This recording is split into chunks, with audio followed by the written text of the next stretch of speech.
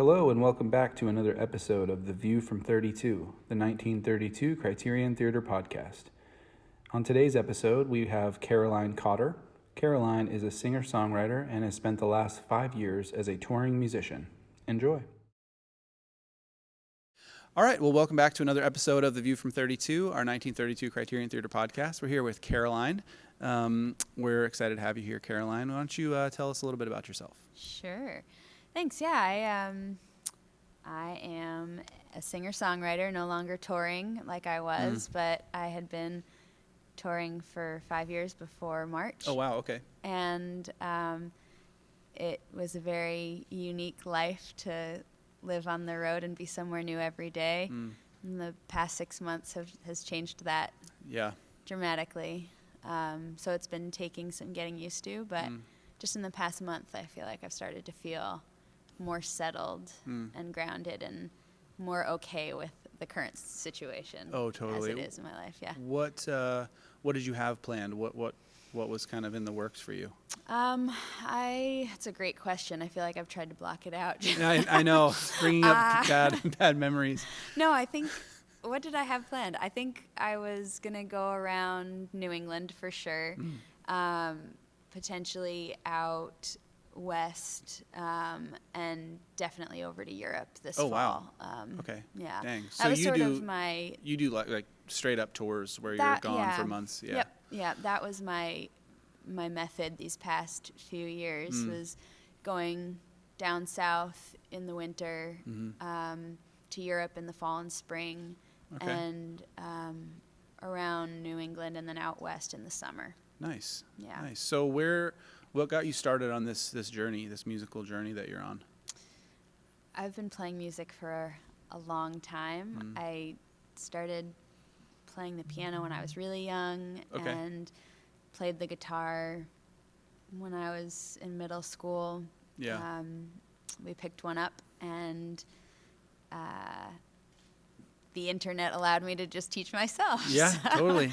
It's so amazing. Yeah, and chord charts and tabs were my friend through high school, and I sang with an a cappella group in college, and that was cool. really fun. I feel like if ever I've had a vocal training to speak of, it's that.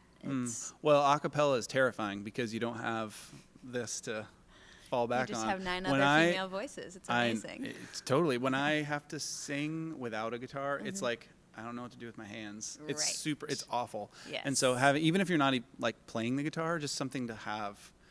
It's like a safety blanket. Yes. So yes, singing a cappella is really good training. It is. Yes. Vocal training and also just ear training. So after that, I traveled around a bunch, working different jobs. This is pre-music and touring?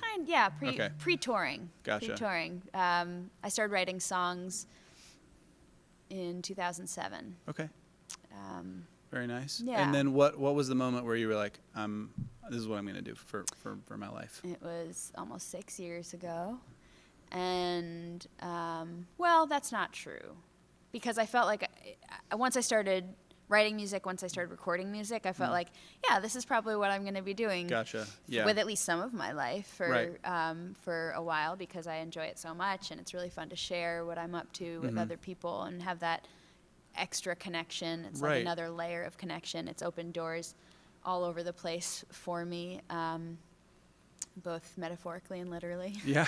Yeah. And so I think knowing that it was something that was going to be part of my life for a long time was when I started writing songs and playing shows that were of my original music, and that was back in 2007. And so that's awesome. Since then, it's been like just a lot of writing and recording and performing, and then in the end of 2014 is when I was working on finalizing an album for release, to promote for the first time. I'd never really worked with any promotion. And so this was the first time I was doing that, and I left behind the day job that I had during that time. Okay. And that's a big moment. Yeah, it was too, it was pretty exciting and scary. And but I just kept telling myself, I can get a job Totally, again. It's totally. okay. Life's too short to, Yeah, maybe I'll just think back and think, what if? Sure. So Yeah. that's I was 30 at the time and felt like there were a lot of milestones that other people around me my age were hitting that weren't of interest to me at the time, and Sure. all I wanted to do was hit the road and play my music. So I totally get that. That's Yeah. what I did. Now, you mentioned that, feeling that connection with writing and sharing your creativity and your art. Have you found this time to be really weird in that you can't do that right now with a live audience? I know a lot of the folks we've talked to have been like, it's terrible because that's where I get my, that's what recharges me is playing in front of people and having that, that adrenaline rush of being on stage. And yeah, it's just such a weird time right now. Have you found it to be, I know you said you found that to be true, but have you also been able to take this time to kind of reflect and write some more music and kind of reset, or has it just been too weird? I haven't written a single thing.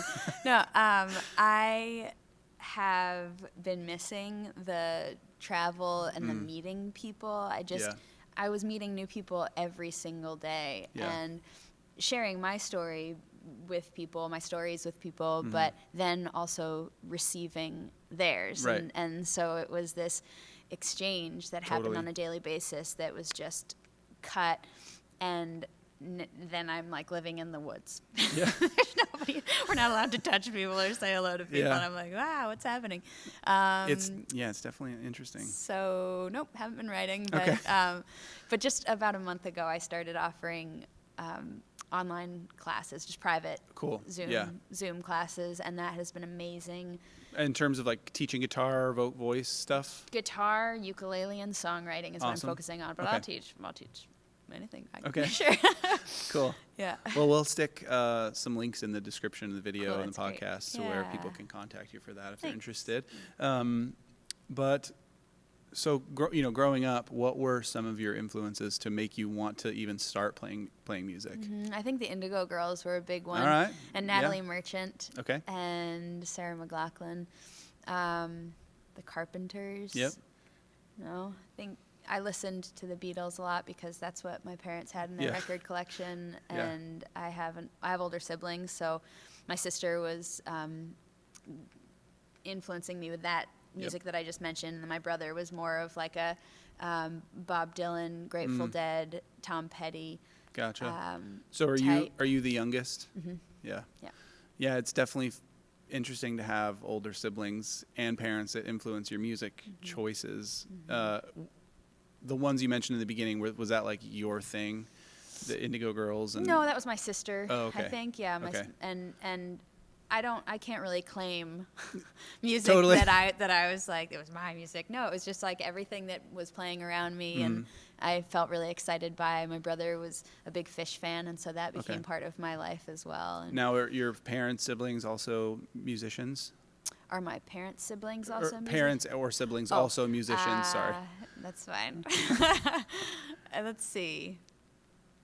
Yes, I mean, not professionally. That's why I paused. But yes, everybody is some musical type of to some extent. Yeah, we all like to sing Christmas carols together. That's cool. That must be fun to just kind of jam with your family. We're the family that harmonizes on Happy Birthday. Yeah. Michael Scott. Sorry, I'm an Office nerd. That's cool. Yeah. So, in your travels, touring around, what's the coolest place you've been? What's the coolest show you've done? Ooh. I'm sure that's a hard question because It's a hard playing a lot of question. places, yeah. Yeah, luckily, I've had some amazing shows. I've also had some really awful shows. Yeah. But Well, I'm going to ask you about that too. great, So, yeah. yes. No, there have been countless amazing shows. I just packed everything into 5 years where I just went everywhere. I mean, I went all over the U.S., almost every state, and then multiple countries, just somewhere new. Every time I went to Europe, I was like, I need to go there this time. I need to go there this time, and book a few shows to make it all function the way it's supposed to. And so I'll just pick one. There's a really brilliant fan who became a friend and promoter. He saw me play in a really dumpy little club in Hanover, Germany. Oh, wow. Okay. And decided that he wanted to bring me to his hometown. And so he rented out the theater. It was like a 100-seat theater. Okay. An old historic, old movie theater. Okay. And yes, and so it was, for me, it was so amazing because I had never been to this town before. I didn't know anybody, and when I got there to perform, it was sold out. And, oh, wow. They gave me multiple rounds, encores, and they had a disco ball that that during my encore, when I started singing, I Will Survive, it went on, and it was just like this really The perfect moment. exciting, time that I won't forget. I love that. Yeah. I'm sure you have 100 other stories like that are just so cool. But Luckily, I do. That's amazing. Good. Yeah. Now, what's like your craziest tour story? If you need to take a moment, because I know it. You never know what you're walking into when you do a show. Never, and so which is what is so exciting. It is. About it's super it. exciting. It really you're like is. driving up to the venue and you're like, what's it gonna be? It's Yeah. literally you're like pulling a piece of paper out of a hat. Yep. Mm-hmm. Yeah. I feel like some of them I've just pushed to the back of my memory so that they hopefully just fade away.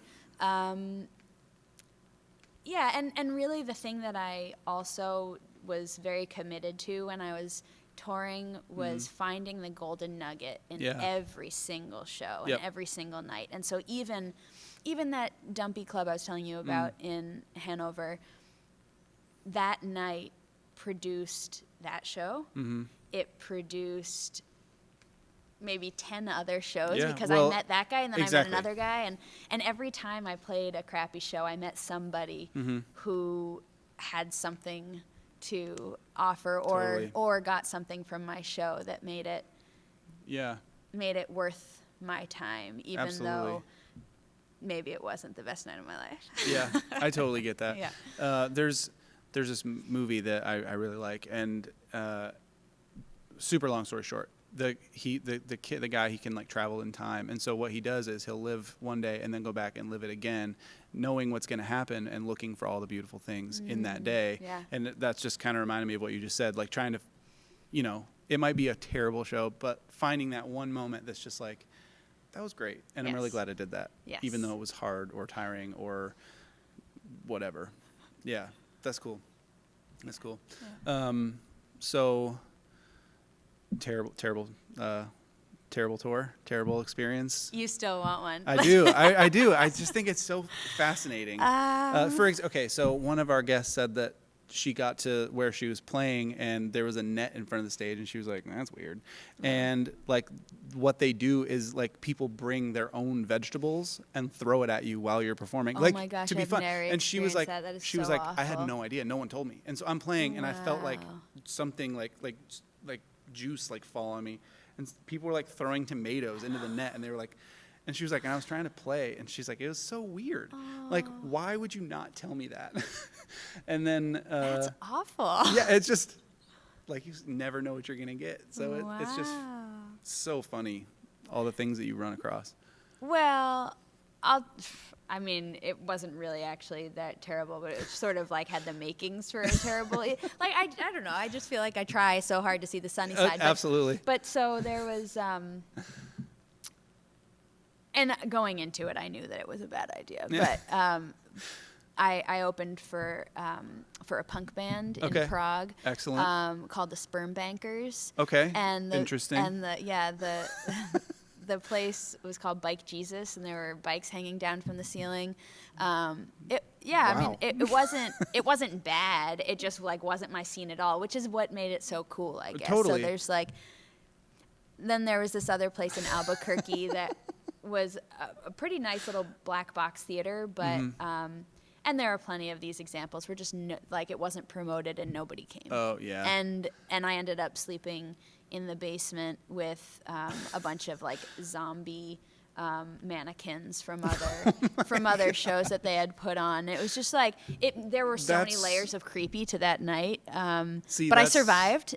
And that's such a good story. That's because it's so weird, and I so guarantee weird. you that's never happened to another human being. There was, and so right? it's just, hopefully, right. Right. There's a train track outside, like right outside the building, so that I didn't sleep at all because every 20 to Yep. 30 minutes the You train start would to go fall by. asleep, and then Plus, I didn't turn off the lights because I was terrified. Yeah, I wouldn't have either. That's amazing. So, thank you for sharing some of those. It's always great. I really enjoy that kind of stuff. So, what do you have coming up next? I know we just talked about COVID kind of ruined the plans of thousands of Changed. musicians. Yeah. But what's next for you? I'm going to be releasing an album at some point here soon. Very nice. Yeah, I recorded it pre-pandemic, and it's been in the process of mixing, and at some point here soon I'll decide that it has been mixed to completion and get it mastered, and then make a plan for how I'll release it in these different times. I would normally probably just like make a bunch of CDs and then do a plan tour. And just hit the road and try and sell all my CDs and then call it good. But at this point, that's not the plan. Totally. Yeah. Well, when you do figure that out, let us know, and we'll shoot that out on our social media too. Thanks. So we can Thank get you you. going. Yeah, because it's so weird, and as a community, it's nice to know a lot of different folks to be able to help people out when they need it, and so it's a weird time for musicians and artists and all live people everywhere. Coming from Nashville, it's dozens of my friends and people I've worked with for years are like, I don't know what I'm doing. It's just so weird, and we don't even know what's going to happen, and so it's an interesting time for sure. But any advice for somebody, like you, maybe some 15, 20-year-old that wants to get into music but doesn't really know how, or maybe doesn't have the confidence? Any advice to somebody like that? Just make a bunch of songwriter friends, a bunch of musician friends, because then you can help each other get inspired and feel motivated and excited about it. I think that community is everything, and it is. When you've got people who are cheering you on or boosting you up or holding your hand through something, it can make an experience go from not even possible to like a huge success. So I think playing a bunch, writing a bunch, and making a bunch of friends is all a recipe for something good. Exactly. Exactly. Yeah, because I'm sure you've written probably dozens, if not hundreds, of songs, and a lot of them are just like, I don't know if I like that one, but it's just all practice. Yeah. The first few songs you write, you're like, I'm never playing that for anyone. Right. But you might take a snippet from that later on, and it's that's good advice. Well, Caroline, thanks so much for being with us. And we're going to dip out for a minute and hear you play some songs. And if you want to talk about the songs before you play them, that's great too, or you don't have to, whatever you want to do. So we'll cut out and we'll hear you play. Thanks. Thanks. Yeah.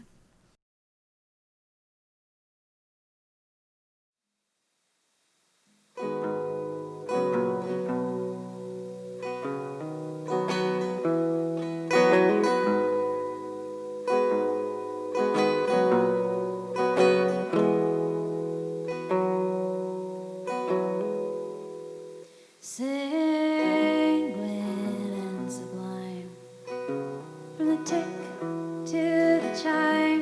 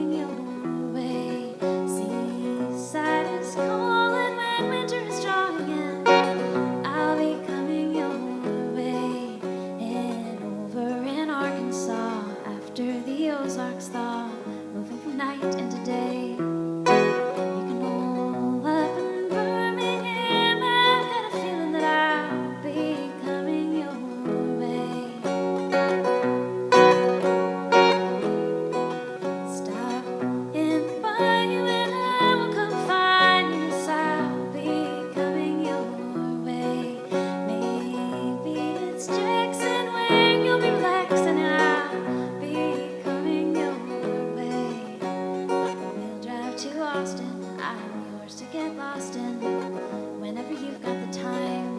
But I'm on the move, I know you've got it too. I'll be coming your way. Find me somewhere out on the road. Take me into your heart, into your home.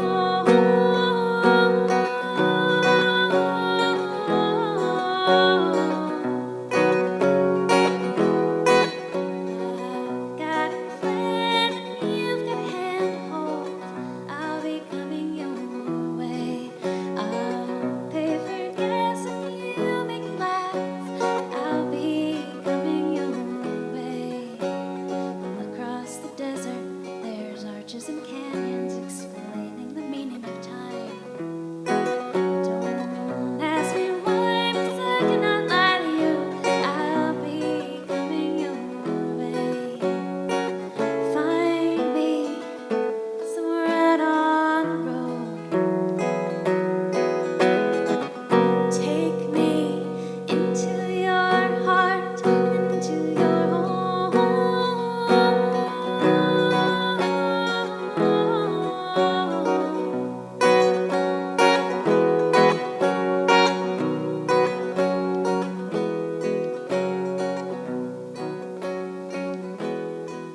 And if this doesn't last, as all things shall pass, I'll be coming your way. Say you up and leave and you go home to freeze. I'll be coming your way. We'll give it a month or two. After the winter's through, we'll know the meaning of time. Don't ask me why, because I cannot lie to you. I'll be coming your way.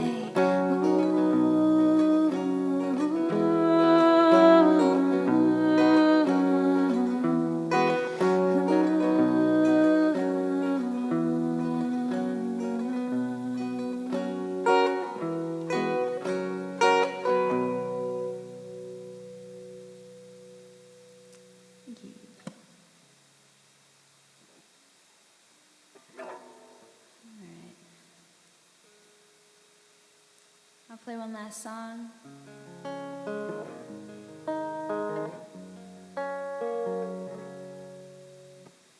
I wrote this song in a songwriting group where we were challenged to write one song a week for 6 weeks.